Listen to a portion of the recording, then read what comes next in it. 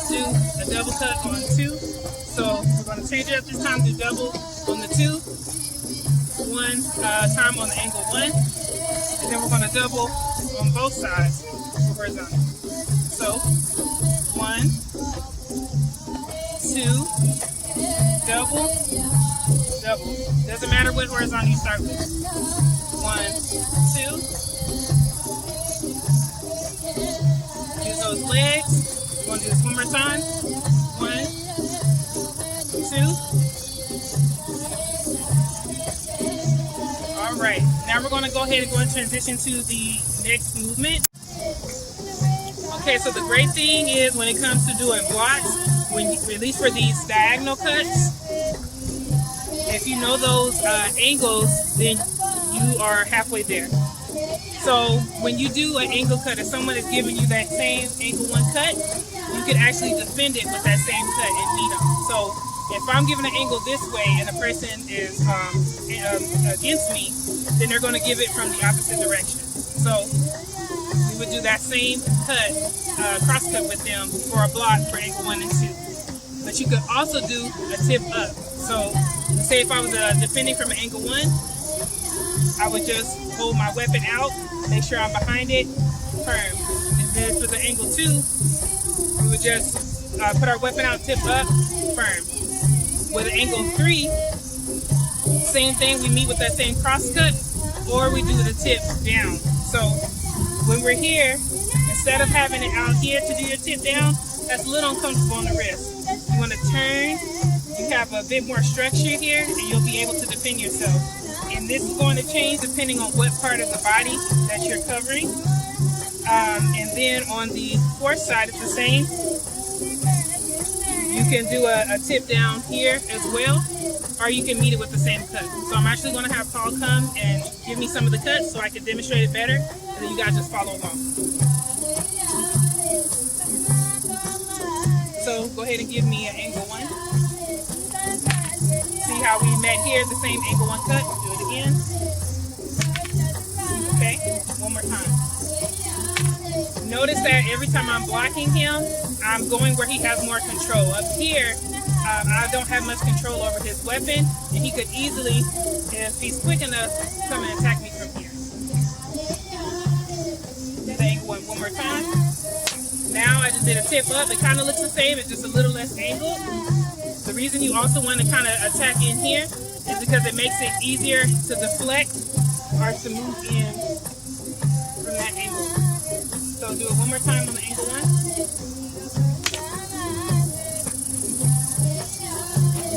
Okay. You don't have to work on moving around right now. We're just doing the block. So feel free. Now he's going to give me angle 2. Notice here when I block for angle 2, that same movement we did earlier, where you move your body at an angle, that was the reason we're doing it, because you want to be behind the weapon. If I stay here, do that angle 2 again. Now don't do that movement. It's easy, especially if the person's stronger than me, to go ahead and attack. So you want to give me the 2, deflect, and move out of the way. Give me the 2 one more time. So see how it's tip up here? You could also go at an angle. Either way, I'm covered. Okay? Now give me an angle 3. Angle 3 again, you see I'm still behind my weapon. Wrist is open here because I'm meeting him with the same cross cut. Do 3 again. Now here, I'm doing the tip down. And just depending on how they're cutting me will determine how much I have to move this. But it's pretty vertical here. One more time.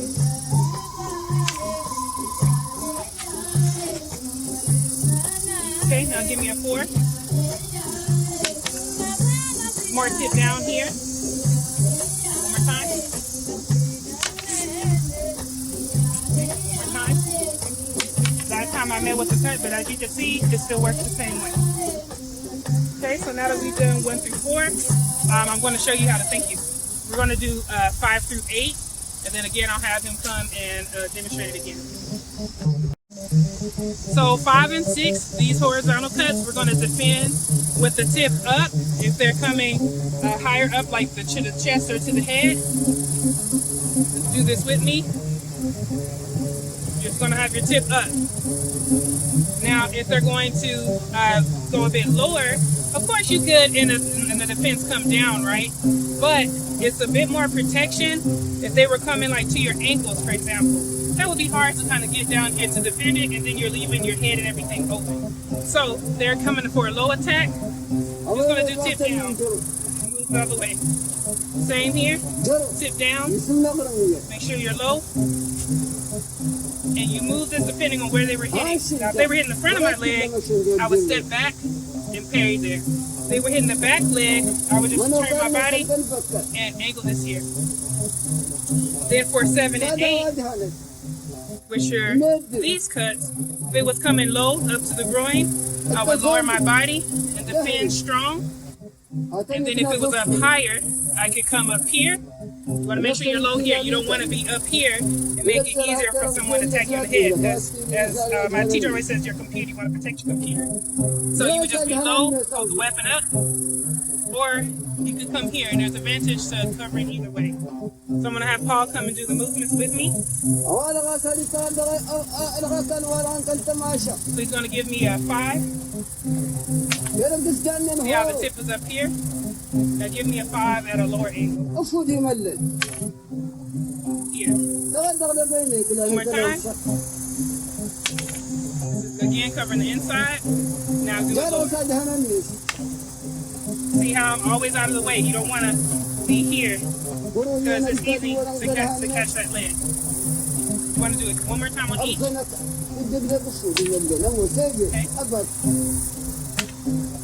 Okay, now do the opposite end. One more time. Okay, now low. One more time.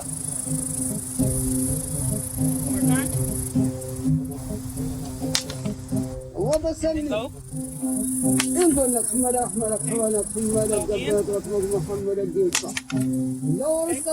Now give me 7. So you were just low here, mid-range. If I needed to move that leg, I could. Do the 7 again. I came up a little too high that time. Do it again. Okay, now do 8. And just depending on which block you do determines. So here, if I wanted to get on the outside, I'd have to move from there. Do it again. But I'm also really close to the hand here, so then I can do that as well. Now, do the overhead again. Let's say I block this way. This will make it easier for me to transition to the outside. One more time.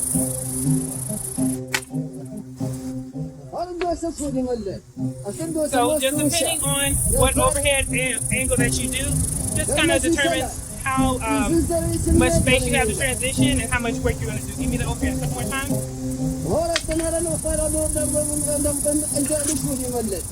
Again. Alrighty, thank you. Now that we've done the block attacks, we're going to go into doing some combinations with them. Okay, so for this half, we're going to focus on the 5 through 8 cuts, and we're going to do those blocks, and then we're going to go into a combination. So let's say if we were blocking from a horizontal cut on the inside, right, coming from this angle, we have to think about, okay, I've just blocked, how do I want to counter from here? So we could do an overhead cut, right? If I'm attacking here, we can do overhead. We could also do from here, go right into horizontal cut.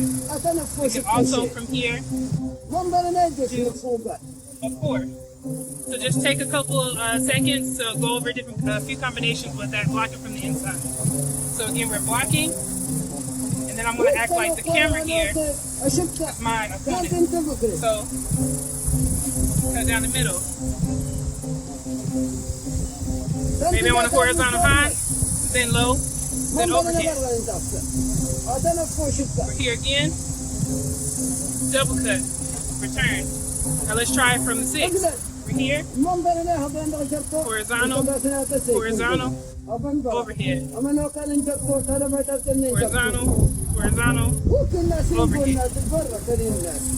Maybe this time we do a 7 and 8. 7, 8. 7, 8. Let's say we're blocking a 7. What could we do from here? Let's go into a 1 and 2. Maybe the 2 is easier to get to than the 1. And all I'm doing here, when I do the 2 cuts, transition to the 1. I'm coming here, but you don't want to sit here and pose, even though you may look good. You want to go straight into that cut, because here you're leaving yourself open. So you do the cuts. Okay. Block again. Block again. Okay, maybe you're overhead. Horizontal. Over the top.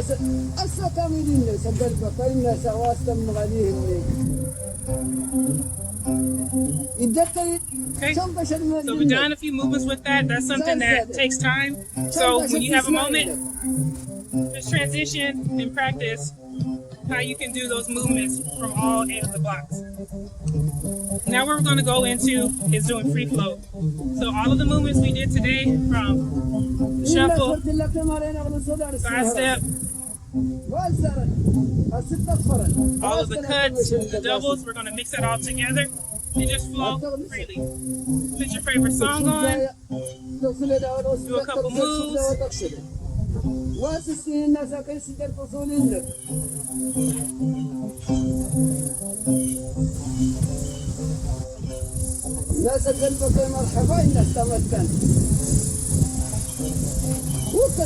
If it's easier to focus just on one cut at a time, that's okay too. So you can do just one cut, move your body to that, change levels.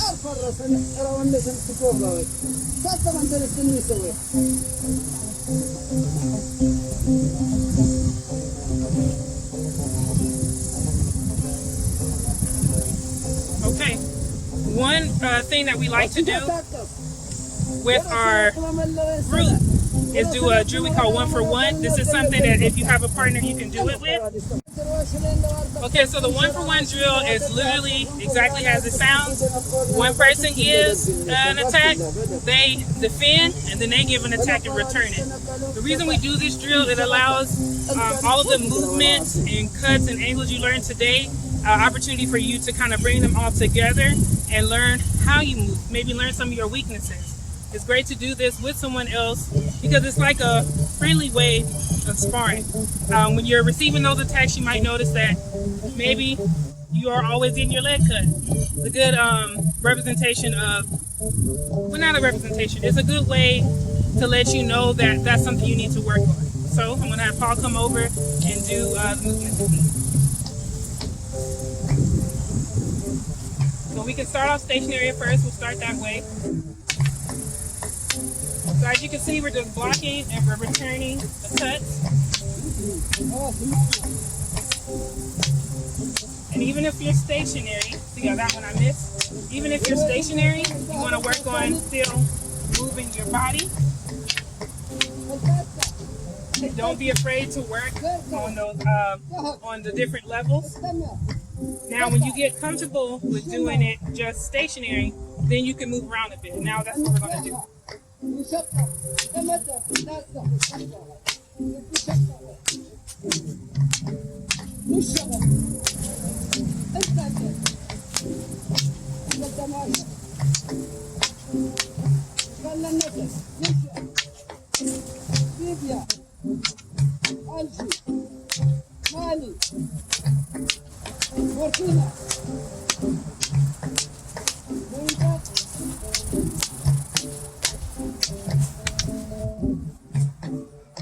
Okay, so of course, depending on where your level is, you can do fitting in some of those double cuts. You can try tapping each other and breaking up the flow. There's so many different things you can do with that, but it's really a great drill. So I'm hoping that you guys had a bit of fun. And if you have any questions, of course, hit me up, and we hope to see you guys soon.